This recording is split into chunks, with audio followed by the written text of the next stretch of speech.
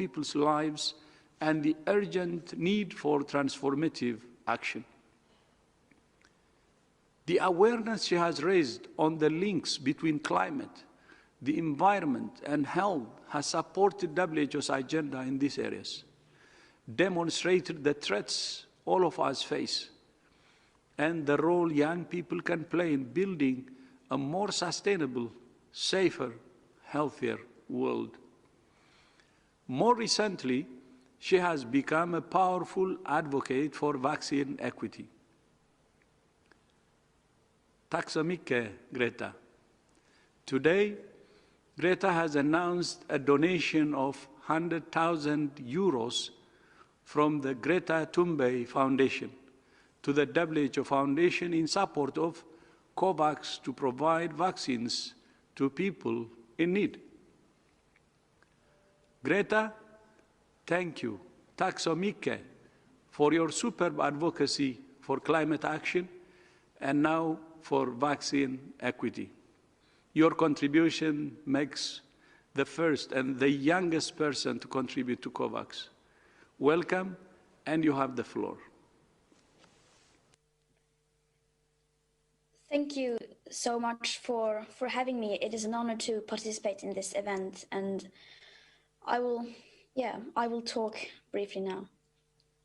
And science shows that in the future we will most likely experience more frequent and more devastating pandemics unless we drastically change our ways and the way we treat nature.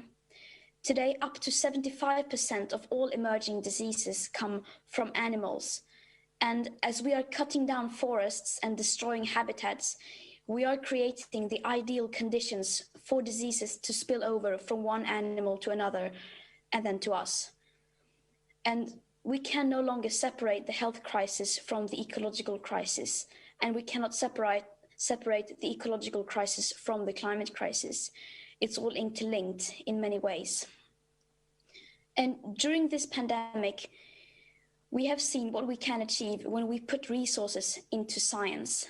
Vaccines were developed in record time.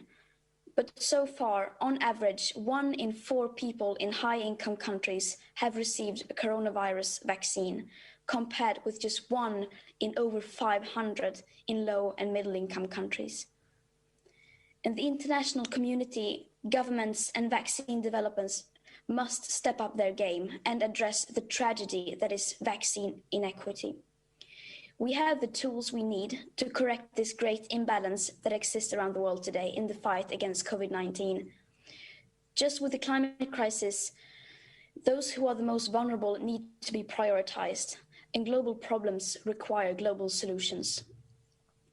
It is completely unethical that high-income countries are now vaccinating young and healthy people if that happens at the expense of people in risk groups and on the front lines in low and middle-income countries.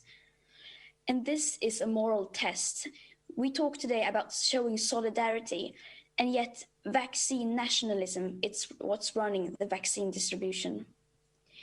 It is only when it really comes down to it that we show our true face. And that is why I and many others are supporting WHO, Gavi, and all involved in the COVAX initiative, which I believe offers the best path forward to ensure a more equitable global vaccine distribution and a way out of this pandemic. Thank you. Thank you. Thank you so much, Greta. And thank you for your generosity in donating to the WHO Foundation in support of COVAX. These funds will help us save lives. Around the world, young people have been affected by the pandemic in many ways, from disruptions in education, loss of employment opportunities, mental health challenges, and increased domestic and gender-based violence. WHO is committed to ensuring that the global recovery from COVID-19 includes the voices, energy, and ideas of young people. To do that, we have partnered with an alliance of the 6 largest youth development organizations in the world to form the Global Youth Mobilization, to empower young people to respond to the challenges created by the pandemic in their local communities. The Global Youth Mobilization has established a grant mechanism with funds from the Solidarity Response Fund to support innovative local solutions to address the impact of the COVID-19 pandemic. From today, young people around the world will be able to apply for grants of between $500 and $5,000 through the Global Youth Mobilization. These local solutions will be judged and decided on by young people for young people. To mark the starting point for young people to get involved in the Global Youth Mobilization, a Global Youth Summit will be held virtually from this Friday to Sunday, the 23rd to the 25th of April. Over 3 days, thousands of young people, leaders, policymakers, and change makers will come together in one space to discuss the issues facing young people across the world. On behalf of the Big Six youth organizations, the United Nations Foundation, and WHO, I invite everyone to join us at the Global Youth Summit. Today, I'm delighted to be joined by representatives from two of the Big Six organizations. First, it's my honor to welcome Elahi Raushan, a volunteer with the International Federation of the Red Cross and Red Crescent Societies in Bangladesh. Elahi, thank you for joining us today. You have the floor. Thank you, Dr. Tedros, for inviting me here today. I'm really honored to be here. My name is Elahi Roshan. I'm a Red Cross Red Crescent youth volunteer living in Bangladesh. There are about 3 million young people around the world who have been taking action to respond to the COVID-19 pandemic, driving the response efforts and supporting their local communities. I would like to share with you my story to help explain why recognizing, championing, and investing in young people through the global youth mobilization is important. I led the very first disinfection team of Bangladesh Red Crescent Society in different hospitals for 2 consecutive months. At the beginning of the pandemic here, the hospitals needed more supporting hands, and we wanted to make sure the hospital environments are safe for everyone, and we did to a great extent. Like one day, when the very first COVID patient died in a hospital, and everyone was so frightened to go near him, even his own son was reluctant to take his father's body. We went in, we disinfected the room, and made sure the body is safe for carrying. Another day, I carried a critical COVID patient on a wheelchair, put oxygen mask on her when there was no one around for the support of that person. But I was not the only one. There are thousands of young people in Bangladesh fighting this battle in many different fronts. About 4,500 young volunteers of the Red Crescent Society supporting the vaccination program every day in Bangladesh. It's mostly the young people here who are making a difference. And again, they are mostly affected by the pandemic. Many of my friends, colleagues from the different youth organizations and networks have lost their jobs. Almost everyone here is suffering from mental health issues. The data shows that from March 2020 to February 2021, more than 14,000 people have committed suicide, which is 45% higher than the previous year, and majority of them are young people. My dear friends, I have seen localized action making a positive impact on people's lives during this pandemic. I have been trying to collaborate with the Red Crescent Society with my workplace, BRAC, who have been offering skills program, online skills program for the young people. Now, as both parties have agreed, the Red Crescent Youth volunteers will receive a 3-month online skills training on different trades like graphics designing, web development, etc. I believe drives like this will help young people individually, and at the same time, it will contribute to the national economy. There are plenty of organizations and individuals out there who are making many more new initiatives to combat this COVID crisis. And I would like to invite them all to collaborate with the global youth mobilization, and it will support, promote, and invest in your initiatives for improving more lives and communities. Thank you. Thank you. Thank you so much, Elahi. Next, it's my pleasure to introduce Daisy Moran, a representative of the World YMCA and a board member of the Global Youth Mobilization. Daisy, thank you for joining us, and you have the floor.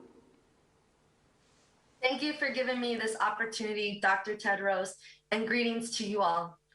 I'm Daisy Moran, proud to be with the YMCA in Illinois, USA, and proud to be one of the 6 youth board representatives of the Global Youth Mobilization. Here's what youth mobilization has meant for me as the COVID pandemic has significantly increased the inequities in all of our societies. As a young leader, I saw a need in my community to offer relief to essential workers who are undocumented immigrants. Through collaboration with fellow young changemakers and organizations, we were able to disperse almost $17,000 in relief funds for 38 families. This is just one of thousands of stories that illustrate the simple and powerful fact. When given access and opportunities, young people can make a significant difference. In the YMCA and right across the big 6 youth organizations, young people have stepped up during the pandemic by delivering supplies to vulnerable people, looking after each other's mental health, making masks, helping share vital public information, and now actively facilitating the COVID vaccine campaign.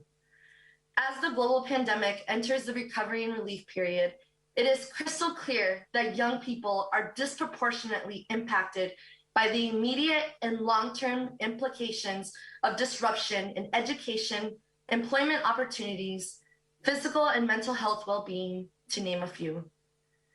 These 2 reasons, young people bearing the brunt of impact of COVID, young people offering so many of the solutions, are what has inspired the big 6 youth organizations, the World Health Organization, and the United Nations Foundation to support young people around the world in delivering and developing youth-led community solutions through the Global Youth Mobilization.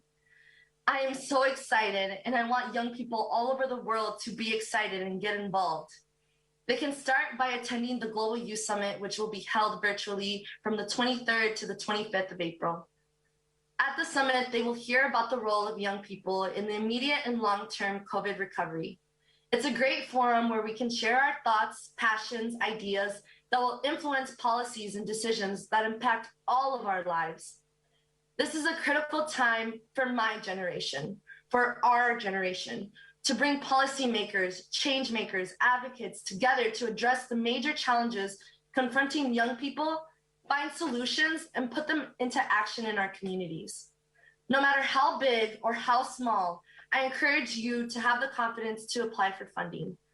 If you have an idea to a challenge created by the pandemic, you can apply for funding from $500 to $5,000. It is young people like you and me that will evaluate and agree who gets support for these local solutions. So please visit our website, www.globalyouthmobilization.org. We are the movement by youth for youth, and young people really are the answer. We are not the challenge. We are truly being the change that we want to see in the world. Thank you. Thank you so much, Daisy, by youth for youth. And thank you to both of you for your leadership and vision. I look forward to joining both of you at the World Youth Summit And I look forward to seeing what ideas we can help take forward through the global youth mobilization. This is a reminder that although we're all living through a dark time, there are also many reasons for hope and optimism about the future. Christian, back to you. Thank you very much, all, and thank you very much, Dr. Tedros. We'll start the rounds of question and answers. To remind you, if you want to get into the queue for questions, please press the raise your hand icon on your screen. And we'll start with the first question from Carlos from El Mundo. And Carlos, please unmute yourself. Yeah, hi. Go ahead, please. You hear me? Yeah. It's a question specifically for Greta. Isn't there a risk that the COP26 could lose the momentum? And what should really change in the next 3 months, for example, to turn the tide and to put the two goals of climate change and vaccination equality at the same level? Thank you very much, Carlos. And yes, Greta Thunberg, please. Yes, I mean, of course, there's a risk that COP will lose momentum, but the most important thing is that everyone is safe. And of course, safety and health comes first in these kinds of situations. And of course, there's not just one thing that needs to change in order to break this trend that we are seeing now. There's not just one single thing that we can do to so-called solve the climate crisis and the vaccine inequity crisis. Of course, it's a bit more complicated than that. And I think I may not be the best person to answer that. I think there are lots of experts that are more suited for that question.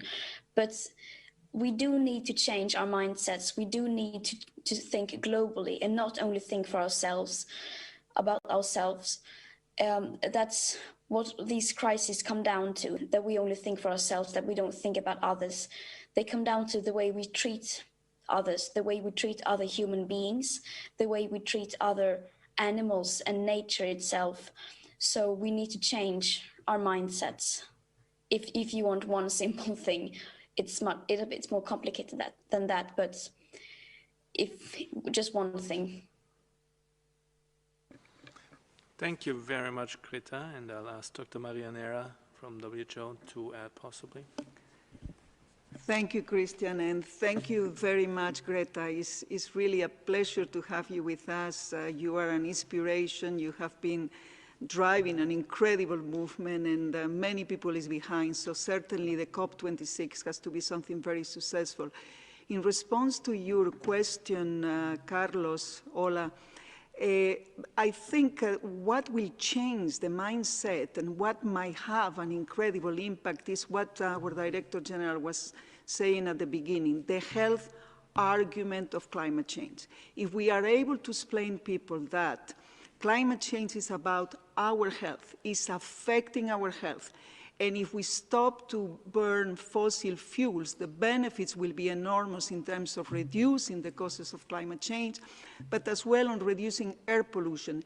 And air pollution, as mentioned again by the Director General, is responsible for more than 7 premature million deaths every year due to exposure to air pollution.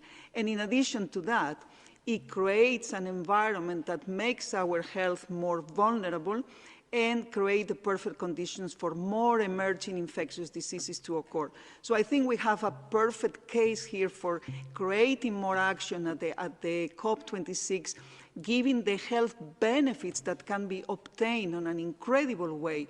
If we tackle the causes of air pollution, if we tackle the causes of climate change, that will be an enormous health agenda. And talking about health is what can make this change that we all need in terms of ambition to go for more at the COP, and in convincing people. If we tell people that this is connected to the human health, I think this will be the final argument that will create much more motivation and engagement and probably a stronger movement to put political pressure on those who will take decisions and hopefully going for much more. Thank you. Thank you very much. This was Dr. Maria Nera, Director for Environment, Climate Change and Health. The next question goes to Shoko Koyama from NHK. Shoko, please unmute yourself. Hello, can you hear me? Go ahead, please. Thank you for taking my question. So regarding the COVAX, UNICEF is trying to buy 1 billion syringes by the end of this year in order to distribute countries together with vaccines. 1 billion syringes in addition to 600 to 800 million syringes they procure annually seems to be a large quantity. Is COVAX able to procure this huge number of syringes by the end of the year? And what challenges there are regarding the procurement of syringes? Thank you. Thank you very much, Shoko, and I'll give to Dr. Bruce Elwood. Thank you very much, Shoko, for the question, and thanks for highlighting that it takes more to get the world vaccinated than simply to make and procure the vaccines, because there are all the additional pieces that have to go into this, including additional supplies like not just syringes that you mentioned, but also the vaccination cold chains and other supplies that are necessary to keep them in the right conditions before we get them to the actual people who need to be vaccinated. In terms of the syringes, just like the cold chain equipment, the COVAX facility began working with countries way back in October, even earlier last year, to look at what numbers of syringes would be required and to start working with manufacturers to ensure that pipeline would be there. You might remember some months ago, the Director General invited Henrietta Fore, who is the Executive Director of UNICEF, to join one of these press conferences. And at that time, she explained what they were already doing to try and make sure that the necessary syringes would be in place. Now, this will continue to be a challenge, just like all of the supplies necessary to get the world vaccinated, these extraordinary numbers. But for the moment, the pipelines are there and the producers are doing their part. But, you know, it all comes back again also to the COVAX facility having the resources it needs so that it can put the contracts in place up front to make sure the supplies are there, not just the supplies in terms of the vaccines, but exactly like you highlight, the syringes and the other supplies, including, as I mentioned, the cold chain equipment and sometimes very specialized cold chain equipment to get these products to people. Thank you very much, Dr. Elwood, and we'll move on to Robin Millard from AFP. Robin, please unmute yourself. Thank you. A question for Greta, if I may. If vaccine inequity carries on and young people start being offered a vaccine in wealthy countries, whilst at the same time elderly, vulnerable people remain completely unprotected in poor countries, would you advocate a vaccine strike amongst younger people in rich countries until their government starts sharing more vaccines? Thank you. Thank you very much, Roma. And of course, Greta, the floor is yours. Yes, we must not forget that this is not a problem that is caused by individuals. This is a problem that needs to be addressed by the international community, governments, and the vaccine developers. It is wrong if we should start focusing on individuals and urging individuals to not take the vaccine. That would send the very wrong message. Of course, everyone who is offered a vaccine should take it. But this is, we need to see the bigger picture here and be able to focus on several things at once. So no, I would not advocate for people to not take the vaccine. Thank you so much for that. And we'll move to Jamil Shad from O Estado de Sao Paulo. Jamil, please unmute yourself.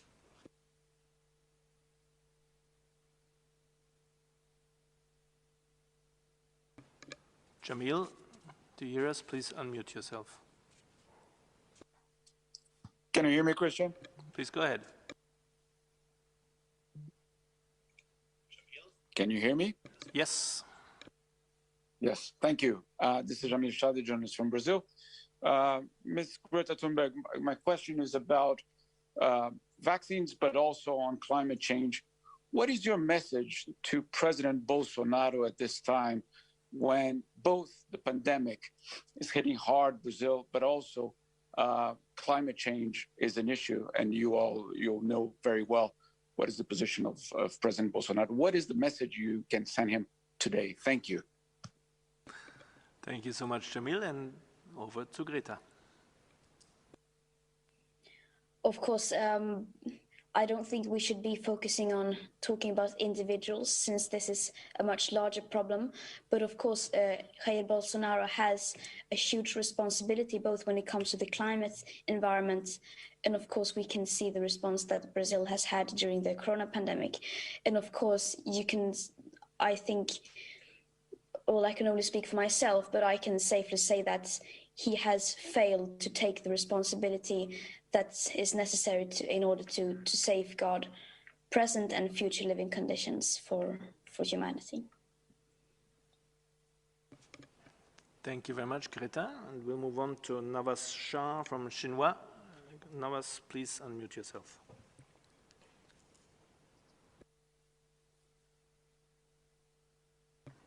Navas Shah, do you hear us? Please unmute yourself.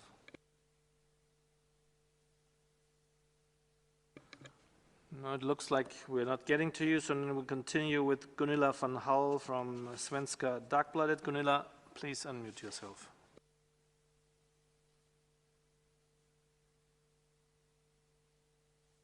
Yes, can you hear me? Wonderful, go ahead. Thanks a lot. Thanks for taking my question. It is to Greta Thunberg, and I'd like to know your view on the proposal from WHO and many governments, among those your own, the Swedish government, that richer countries should donate remaining vaccine doses to poorer countries once their own risk groups have been vaccinated and before they vaccinate the rest of the population. What do you think about this, and what do you respond to people questioning this, saying, why should we sacrifice our own populations in order to save the world? Thank you. Thank you, Gunilla. Over to Greta, please. I think that is a very reasonable thing to do. We need to protect the people. We need to protect and prioritize the most vulnerable people in risk groups and working on the front lines, no matter which countries they come from. At least that's my opinion. And of course, I understand that people will be frustrated by that. Of course, I also want to return to everyday life, and everyone I know want to do that as well. But we need to act in solidarity, and we need to use common sense when it comes to these issues. And for that, I think that like I said, it's the only sensible thing to do, the only morally right thing to do is to prioritize the people who are the most vulnerable, no matter whether they live in a high-income country or a low-income country. Thank you very much, Ms. Thunberg. And we'll move ahead to Jamie Keaton from AP. Jamie, please unmute yourself. Thank you, Christian. My question is both for Ms. Thunberg and Ms. Moran. What is your message to young people who have become a major driver of COVID-19 infections? We heard the Director General Tedros just mentioned that increased social mixing among younger adults is possibly one of the reasons for the increase in infections and hospitalizations among people aged 25 to 59. And if I could just sneak in another question to Ms. Thunberg, ahead of President Biden's climate summit, what do you hope it will achieve? Thank you. No small questions today. Thank you very much, Jamie. Let's move to Greta Thunberg first, and then on. Thank you. Yes, of course, it's absolutely crucial that everyone takes our personal responsibility in this crisis. We young people may be the ones who are least affected by in general, least affected by the virus in a direct way. But of course, that, like I said, we need to act in solidarity with the people in risk groups. And of course, many young people fail to draw that connection, maybe. Of course, not everyone, but of course, there will always be some. And my message to those is that we need, during crises like these, we need to take a few steps back and act for the greater good of society, and in order to protect our fellow citizens and then of course especially people in risk groups, because that is the thing you do during crises. You step up for one another. And my hopes for the Biden summit is I hope that we will start soon, in one way or another, start treating this crisis like a crisis, the climate crisis that is, because if we are to be blunt, I mean, we can have as many summits as we want, we can have as many meetings and conferences as we want, and talk, make nice speeches and nice pledges like net zero 2050 and so on. But as long as those things contain so many loopholes as they do, and as long as we are not actually treating the crisis like a crisis, of course we won't be able to achieve any major changes. Like I mentioned earlier, this is something that we need to change our mindsets, and we need to change our view of the world. We cannot move into this, try to solve this crisis with the same approach that got us into it in the first place. So we need to start treating the crisis like a crisis. Without increased level of awareness among people in general, of course, there will be no pressure on world leaders to actually start making the changes that are necessary to safeguard humanity. So my hope is that we will start treating the crisis like a crisis. Thank you so much, Greta. And let me first give the floor to Daisy Moran from the Global Youth Mobilization Youth Board. Daisy. Thank you, and thank you for your question. I believe my generation, our generation that we are representing, is a generation of allyship, because we understand our privilege and how to use our privileges to uplift those in the most vulnerable situations. And the Global Youth Summit is a platform and a forum for all of youth and stakeholders and supporters to come together to really listen to what are the policy changes that need to be made so that we can have more equitable societies and systems in place. So I hope that you can join us this weekend while we discuss the important issues and challenges facing our generation, and how our youth leaders are in a position to create the most innovative solutions to tackle these big issues. Thank you. Thanks so much, Daisy. And I'll move to Dr. Maria van Kerkhoff. Thanks, Christian. And I just wanted to those were excellent answers, but I did want to clarify something here. With regards to increased transmission. We are seeing increased rates of infection across all age groups. Last week, there were 5.2 million cases reported to WHO globally, the largest in a single week since this pandemic began, 16 months into the pandemic. That is the largest increase in a week that we have seen to date. We've seen an increase across all age groups. This virus is not being, we need to take the blame away. And in the question, it was meant to blame, and we can't do that. Everyone has a role to play in this pandemic. We all have a role to play in keeping ourselves and our loved ones safe. What we are seeing is an age shift, a slight age shift in some countries, driven by social mixing. And social mixing doesn't necessarily mean going out and having a party. It means individuals who have to leave their home to go to work. It means individuals who have to feed their families. And if you increase social mixing for a variety of reasons, whether this is for work or whether this is for religious reasons or whether this is for, indeed, socializing itself, the virus will take advantage of that. If you add on top of it these variants of concern, variants that are circulating around the world, particularly the B.1.1.7 variant, which is circulating in a large number of countries across the globe, they have increased transmissibility.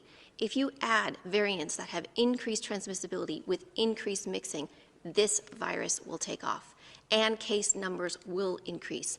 In a number of countries, we've seen a very, very steep incline due to this. In addition to that, we are seeing some countries not able to implement the public health and social measures that are needed to allow for physical distancing. And in many parts of the world, physical distancing is really not possible.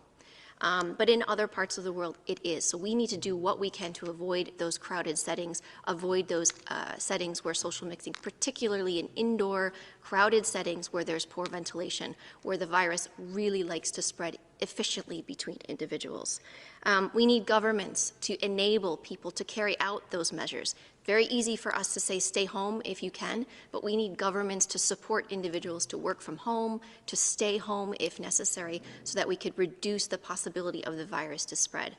All of us really have a role to play. Youth, young people, children, young adults are showing us ways in which to be innovative, to remain socially connected, yet physically distant. And I think what we are seeing with the youth and this youth mobilization is really energetic. There's a spirit, there's an energy here that is holding leaders accountable and saying, help us, help the situation. And I'm really inspired to see that. I was really happy to hear the by youth for youth, as you've pointed out, and showing us that young people, young adults, children can make a significant difference every day. So please, let's stop the blame in terms of who is spreading. All of us have a role to play. All of us need to be supported in taking those individual level measures, as well as measures at the family, at the community, at the subnational, at the national, and at the international level. Thanks so much, Dr. Van Kerkhove, and I'll have Dr. Mike Ryan, WHO Health Emergencies Executive Director, to add. Thanks, Christian. I just want to reflect on one thing that Daisy said. She said youth are not the problem, youth are the solution, and I fundamentally believe in that. And thank you, Daisy, for saying that, and the energy from everyone today is fantastic.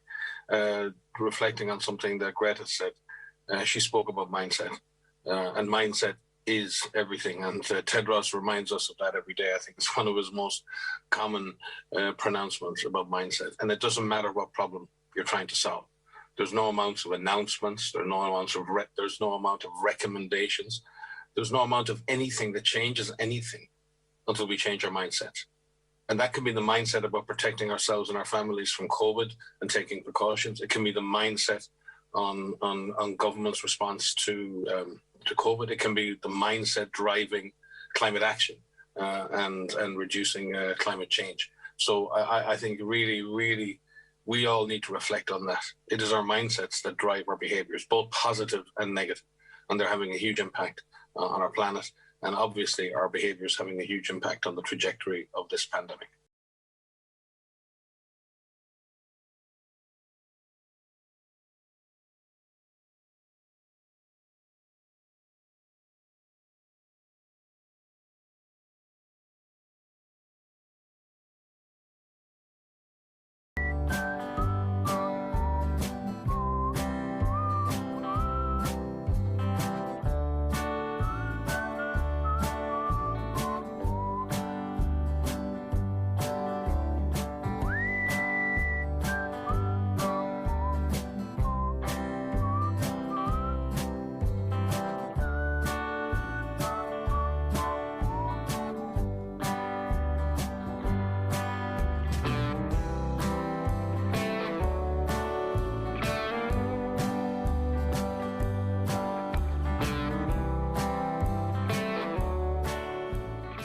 On puhuttu jo pitkään siitä, että lihansyöntiä pitäisi vähentää, jos me halutaan, että meiltä ei lopu ruoka ja tila tältä planeetalta kesken ja saataisiin ilmaston lämpeneminen pysäytettyä.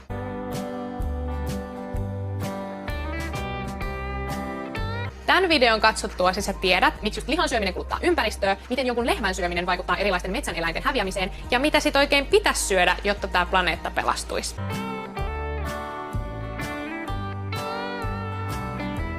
Mutta se tarkoittaa sit sitä, ettei maapallon lämpötila saisi nousta liikaa. Ja sen jarruttamiseksi tarvitaan niitä omia pieniäkin ilmastotekoja. Myös sille, mitä me laitetaan suuhun, on merkitystä. Espoolainen Oiva ei syö lainkaan eläimiä eikä mitään eläinperäisiä tuotteita. Eli Oiva on vegaani. Mä kävin grillailemassa Oivan luona ja hän kertoi mulle, että miten se, ettei hän syö eläimiä, vaikuttaa ympäristöön. Tiedätkö, miksi mä en syö lihaa? Eläinten elinalueiden pirstoutuminen ja sitten ilmaston lämpeneminen sen lihan tuotos. Esimerkiksi lehmät pieree sairaasti.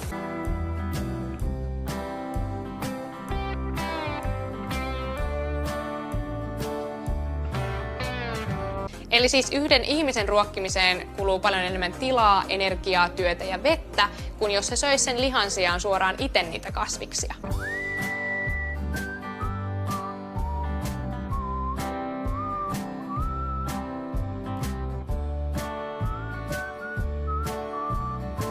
Ja niin kuin Oivakin tuossa aiemmin sanoi, niin lehmät piereskelee ja röyhtäilee ilmastoa lämmittävää kasvihuonekaasua, metaania.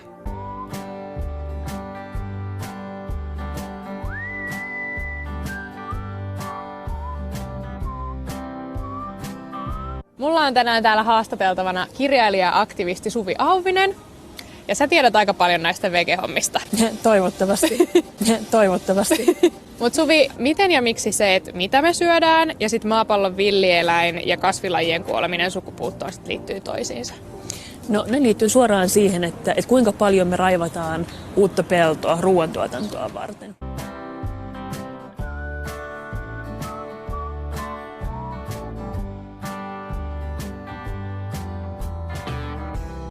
Sellainen luonnontilainen metsä on aina tosi paljon rikkaampi ekosysteemi. Siellä on enemmän lajeja, kasvi- ja eläinlajeja, kuin mitä on sellaisessa viljellyssä pellossa.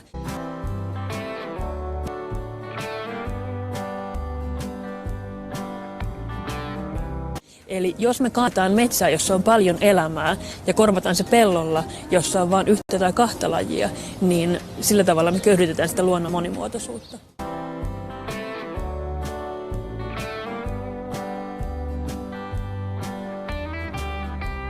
Mutta nyt arvioidaan, että vuoteen 2050 mennessä maailmassa on jopa 10 miljardia ihmistä. Ja meidän pitää tällä hetkellä miettiä sitä, että miten me aiotaan ruokkia kaikki nämä ihmiset. Ja on selvää, että koska me ei voida enää raivata peltoa enempää, niin meidän täytyy keksiä uudenlaisia tapoja tuottaa ruokaa. Ja silloin se kasvissyönti on siihen se vaihtoehto.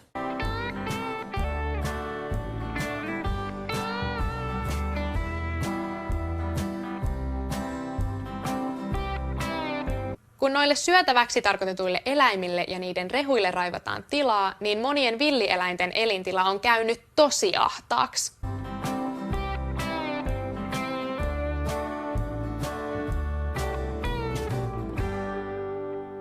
Noiden villieläinten on entistä vaikeampi elää, kun ilmastonmuutos aiheuttaa kuivuutta, tulvia ja saasteita on enemmän. 10 000 lajit ihan pienistä ötököistä isoihin eläimiin voi kuolla sukupuuttoon lähitulevaisuudessa.